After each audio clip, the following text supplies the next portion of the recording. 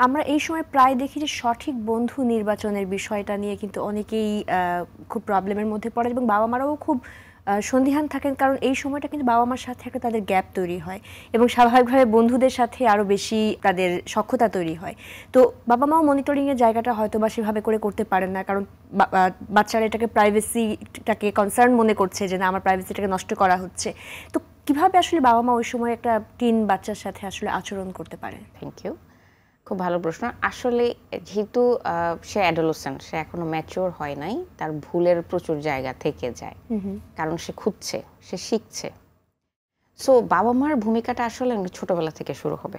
আমি যদি একজন মনোরোগ বিশেষজ্ঞের জায়গা থেকে বলি, যে প্রথম বাবা-মার ভূমিকাটা শুরু হয় একদম ছোটবেলা থেকে সিকিউর অ্যাটাচমেন্ট আমরা যেটাকে বলি। অর্থাৎ বাচ্চা যেন ছোটবেলা থেকেই বাবা-মাকে তার বিভিন্ন বিপদ সময়ে পায়, পাশে পায়। বাবা-মা যেন তার সেফ স্পেস হয়, বাবা-মা যেন তার গো টু প্লেস হয়। কষ্ট হলেই সে যেন বাবা-মার কাছ থেকে সেই ওয়ার্মথ, সেই সান্নিধ্য, সেই উষ্ণতা, সেই ভালোবাসা, ভরসার জায়গা যে আমি তাকে রিচ আউট করতে। অ্যাবসলিউটলি। সেই সিকিউর অ্যাটাচমেন্ট থেকে যখন জিনিসটা শুরু হবে, পরবর্তীতে বাবা-মার জায়গা চলে আসে প্যারেন্টিং। খুবই খুব ইম্পর্ট্যান্ট। প্যারেন্টিং এর অনেকগুলো ধরন আছে। বাচ্চার সাথে বাবা-মার সম্পর্ক কেমন, এটা যেমন প্যারেন্টিং ডিসাইড করে, ঠিক সেরকম বাচ্চা যখন অ্যাডোলেসেন্ট হচ্ছে, তার বন্ধু নির্বাচন থেকে শুরু করে মাল্টিপল লাইফের সেগমেন্টে বাবা-মা কতটুকু ভূমিকা রাখতে পারবেন, অ্যাডোলেসেন্ট কতটুকু অ্যালাউ করবে এবং সম্পর্কটা পরবর্তীতে কোন দিকে দাঁড়াবে, বাবা-মা মনিটরিংটা কিভাবে করবেন, এটা কিন্তু প্যারেন্টিং এর মাধ্যমেই নির্ধারিত হয়ে যায়। যেমন আমরা আদর্শ প্যারেন্টিং বলে থাকি অথরিটেটিভ প্যারেন্টিং বা ডেমোক্রেটিক প্যারেন্টিং, যেখানে বাবা-মা এবং বাচ্চার মধ্যে একটা সুন্দর সম্পর্ক থাকে, বাউন্ডারিও থাকে, কিন্তু ওপেননেসও থাকে। বাচ্চার কথা বলারও জায়গা থাকে, বাবা-মারও কথা বলার জায়গা থাকে।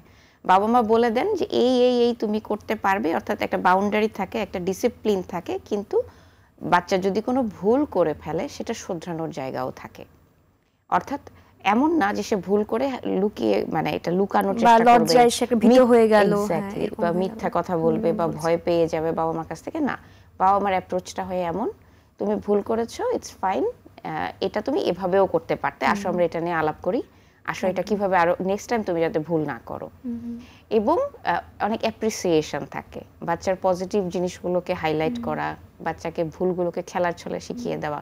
তো প্যারেন্টিংটা যদি সুন্দর হয়, অথরিটেটিভ হয় বা ডেমোক্রেটিক ধরনের হয়, তাহলে দেখা যাবে বাচ্চা যখন অ্যাডোলেসেন্টে যাচ্ছে, বাচ্চা বাবা-মার সাথে সুন্দরভাবে সব শেয়ার করছে এবং এটা বাচ্চার সেলফ এস্টিমটাকেও অনেকটা বুস্ট করছে। অ্যাবসলিউটলি, এটাও আমি একটা পয়েন্ট বলবো।